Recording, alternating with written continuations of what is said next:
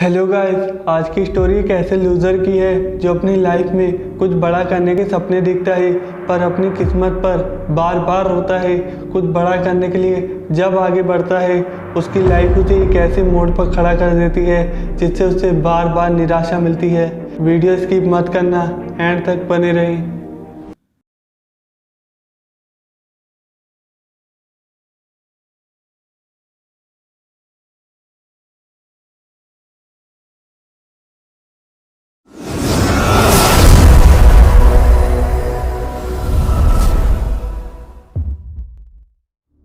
विजय का बचपन अंधेरे में बीता था।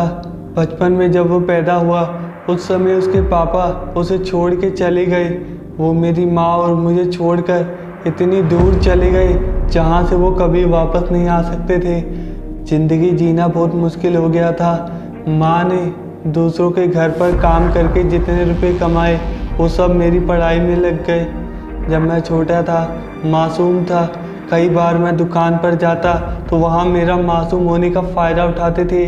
कुछ पैसे मेरे से सामान के एक्स्ट्रा ले लेते थे।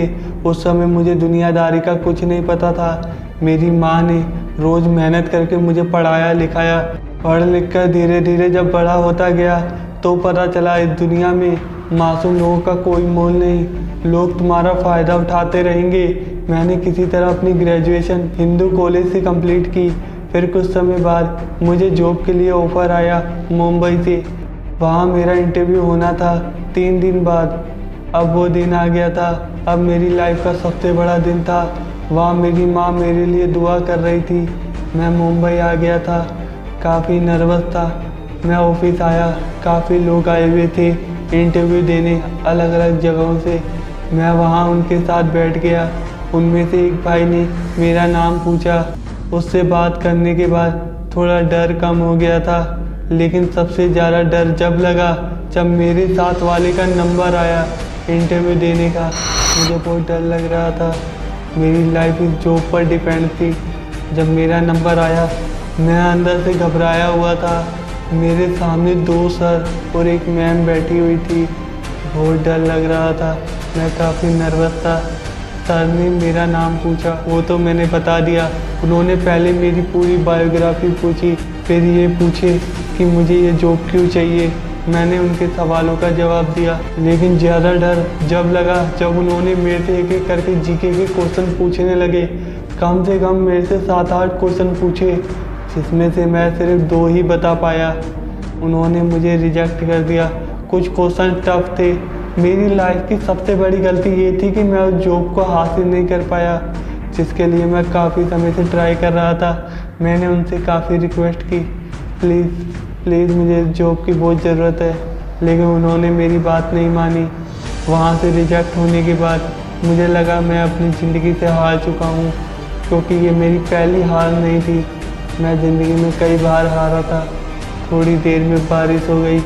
मैं बिना छाते लिए रोड पर बारिश में चल रहा था, जहाँ ज़िंदगी ने मुझे एक ऐसे मोड़ पर खड़ा कर दिया था जहाँ मैं हर बार हारता हूँ। कुछ रास्ते ऐसे भी थे जहाँ मैंने कई बार ऊंचाइयों को छूने की कोशिश की। मैं हर बार वहाँ से नीचे गिरा हूँ। अब विजय को अपने बचपन के पल याद आ रहे थे, जिससे वो अपनी कई उम्मीदें खो चुका था। मैं उस समय 9th में था। मुझे आज भी याद है वो दिन जब मैं 9th में आया था। उस समय मैं पहली बार निहारिका से मिला। निहारिका एक इंटेलिजेंट स्टूडेंट है। वो बहुत क्यूट थी। मैं उससे बात करना चाहता था। कई बार मैंने उससे मिलने की, उससे बात करने की कोशिश की, कभी नोटबुक मांगकर तो कभी उससे पेन। कुछ समय बाद वो मेरी बेस्ट फ्रेंड बन गई। मैं उसे लाइक करता था, लेकिन उससे बताने में डर लग रहा था, क्योंकि निहारिका मुझे फ्रेंड मानती थी। अक्सर हम जिनसे प्यार करते हैं उनसे दिल का इजहार नहीं कर पाते। विजय अक्सर अपना समय निहारिका के साथ बिताता। कभी कभी उससे मिलने उसके घर चले जाता। प्रोजेक्ट के काम भी निहारिका और विजय दोनों साथ में कंप्लीट करते। लेकिन जब एग्ज़ाम आ गए तो विजय मैथ में फेल हो गया, और उस समय विजय अंदर से काफ़ी टूट चुका था, क्योंकि एक तरफ निहारिका जिसने क्लास में टॉप किया और दूसरी तरफ विजय जो 9th में फेल हो गया। विजय को ऐसा लग रहा था जैसे वो इतनी सीढ़ियाँ चढ़ने के बाद अचानक से 9वीं सीढ़ी से पैर फिसलने के बाद नीचे गिरा। विजय को सबसे ज़्यादा दुख इस बात का लगा जब उसके फ्रेंड 93-95% लाए और उसकी सिर्फ 44% आई। विजय मैथ में फेल होने के बाद घर पर चुपचाप बैठ गया। 3 दिन तक जब सभी पड़ोसियों को पता चला तो लोगों की बातें शुरू हो गई। इतना दुख झेलने के बाद भी विजय ने हिम्मत नहीं हारी और दोबारा 9th की।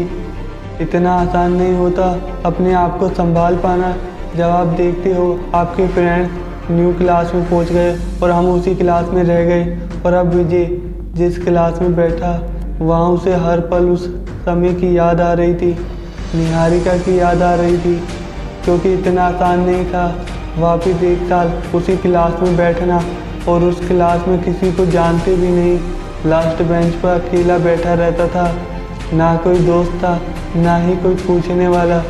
अब निहारिका से फ़ोन पर बातें करना भी बंद हो गया। बस यही बात ठान रखी थी, इस बार हार नहीं माननी। और 9th 10th 11th 12th उसके बाद कॉलेज और फिर वहाँ से अब ग्रेजुएशन कंप्लीट करने के बाद आज इस दिन जॉब का हाथ से चले जाना मुझे फिर उस बीते हुए पलों की याद दिला रहा था। दोस्तों को कॉल लगाया तो उन्होंने ये सोचकर नहीं उठाया कि मैं उनसे दोबारा उधार ना मांग लूँ। मैं एक फ्लैट में बंद कमरे में बैठा हुआ हूँ और रेंट भरने के भी पैसे नहीं हैं मेरे पास। लाइफ में इतने धक्के खाने के बाद मुझे कहीं सहारा नहीं मिला। जब जॉब के लिए मुंबई आ रहा था तो दोस्तों ने बोला था हम सब तुझे पूरा सपोर्ट करेंगे, लेकिन अब कोई साथ नहीं। वहाँ डरने पर बैठी हुई मेरी माँ इंतज़ार कर रही है कि कब मैं आऊँगा। पर इस मुश्किल घड़ी में कहते तो सब है कि हम सब तुम्हारे साथ है, लेकिन जब उनका साथ चाहिए होता है तो कोई साथ नहीं रहता। बाहर बारिश अब तक हो रही थी। ये मौसम मेरी किस्मत का सबसे सुनहरा मौका है। मैं हार नहीं मान सकता। जानता हूँ कोई साथ नहीं है, पर ऐसे रास्तों पर अकेला ही चलना होगा। अपने रास्ते अपनी मंजिलें खुद बनानी पड़ती है। तुम गिरते हो, संभलते हो, फिर दोबारा खड़े होकर चलते हो। ऐसी मुश्किलों से क्या डरना, ये जान लो तुम पर हंसने वाली पूरी दुनिया खड़ी है, लेकिन तुम्हारा साथ देने वाला तुम्हारे माँ बाप के अलावा और कोई नहीं है।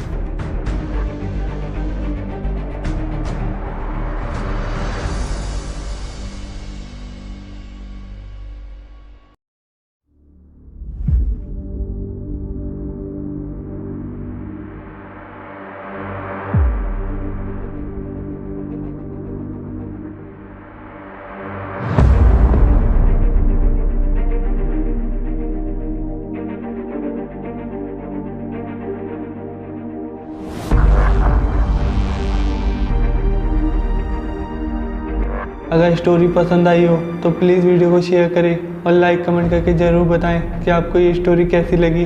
और अगर चैनल पर न्यू हो तो प्लीज़ चैनल को सब्सक्राइब करें और बेल आइकन दबा देना, जिससे आने वाली स्टोरीज आप कभी मिस ना करें। मिलते हैं नेक्स्ट वीडियो में एक नई स्टोरी के साथ।